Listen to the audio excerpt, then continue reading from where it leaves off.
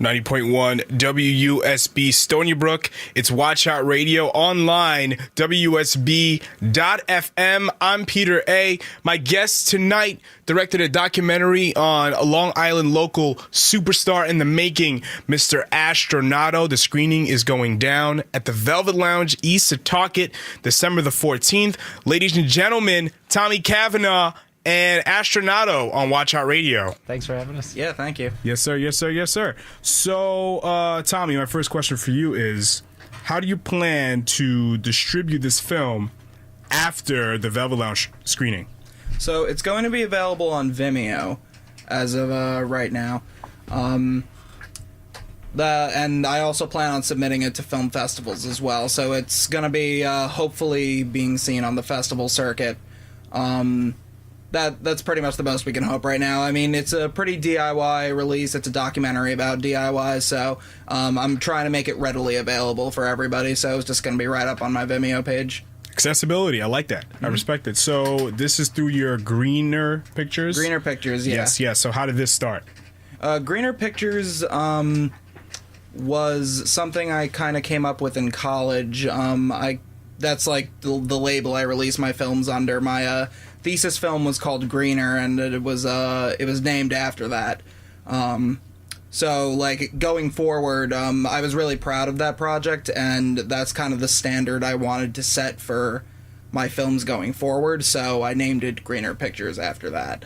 Right. Awesome. So you did a lot of short films and other music videos. Mm-hmm. Now, this Astronauto documentary, is this the first long-form project that you're doing, or this is going to be along the lines of the other kinds of films that you've done, as far as length is concerned? This is technically a feature-length film. It's clocked in at about 45 minutes, but the rule of thumb is that anything under 40 is a short, and anything above 40 is a feature, so it does just barely break the feature film barrier there. So this is I made a couple of features in the past, not under the Greener Pictures label, and a lot of it was back when I was a little inexperienced. So it's nice to be able to do like a feature where I like have a little bit more experience now, and it really just came together on its own. You know, it was really about, you know, just having the camera on at the right time and getting the right stuff. You went to school for this? I did, yeah. I went to SUNY Oswego, upstate. That's like 40 minutes outside of Syracuse. Really loved it there, made some great friends. A lot of the people who I met there helped us out with camera work for a couple nights here in East Setauket. I had one of the guys that was in my major, Josh Parisi, a great DP. He helped us out as a second camera one night, and then down in where was it? North Carolina? Yeah, it was North Carolina, we had Matt Memelo, who did a DP on my thesis, and he helped us out with camera work that night as well. So, you know, it was really nice to be able to, like, see friends along the tour, you know, that I had experience with and that were, like, willing to help contribute. And we also crashed with a couple of people that I knew from college as well. I think that's great, because in college, when you do creative stuff, like making films, with me it was radio, that's where you get to get your feet wet with experimenting with stuff and how you would create content. And it's a lot of people that you might have met that kind of helped you create that. Absolutely. For me in college, it was Astronauto. You know, he was my first ever radio interview ever with Medicine Fish. Wow. So it's kind of, when you do that in college, and you help build each other up. You know what I mean? Yes, absolutely. You talk to that local band over there or your classmate over there that's doing that thing, and you guys build together. Yes. And I think that's amazing. And your short film, Doors, has a local theme to it, which is kind of the theme with a lot of your films, which is great. And you filmed it at the Velvet Lounge. I did. And I want to know, with Astronauto, this documentary has the same kind of theme to it. Do you want to keep most of your projects local, like as far as Long Island?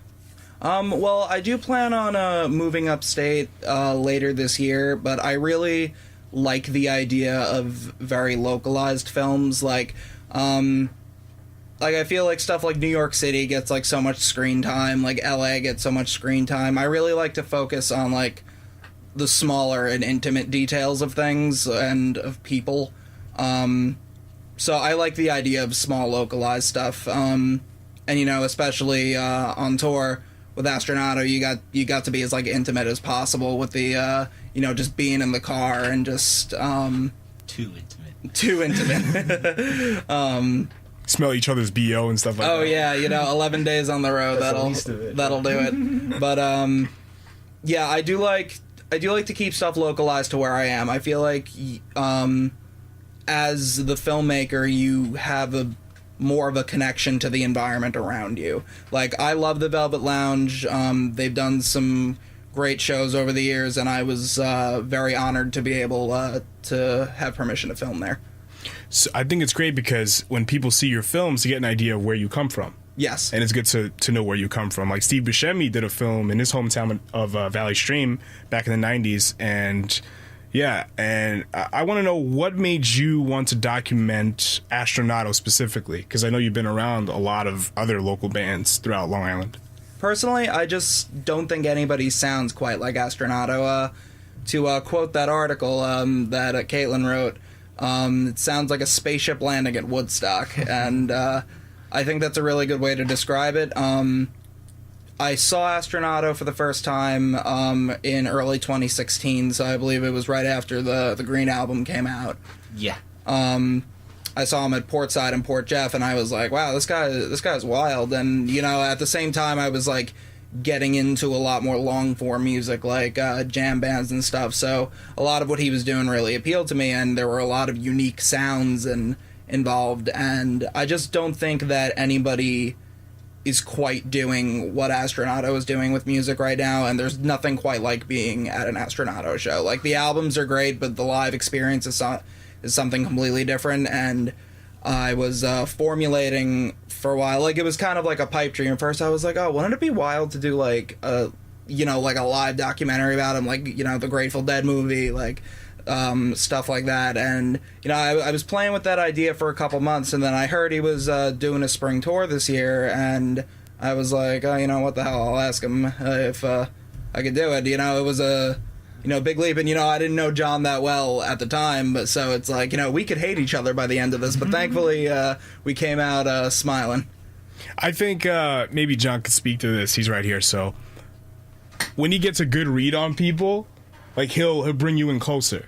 Oh, yeah. Because right around the time where I interviewed you in Medicine Fish, right after I think it was the second Valley Stream Community Festival, and afterwards, after you performed, you said, "Oh, come to my car. We're gonna hang out. Come on, just follow me." I'm like, "Okay." So I got to know where's the this man story gonna go. So I got to know the man behind the music. I guess with you it's the same thing because you're doing the documentary and you followed him on tour. What was that like? What were some difficulties that you guys have come across? Well, I had never been on tour before, so a lot of this was just brand new to me, and it was just us, one car, and a ton of instruments and gear just packed as tightly as possible.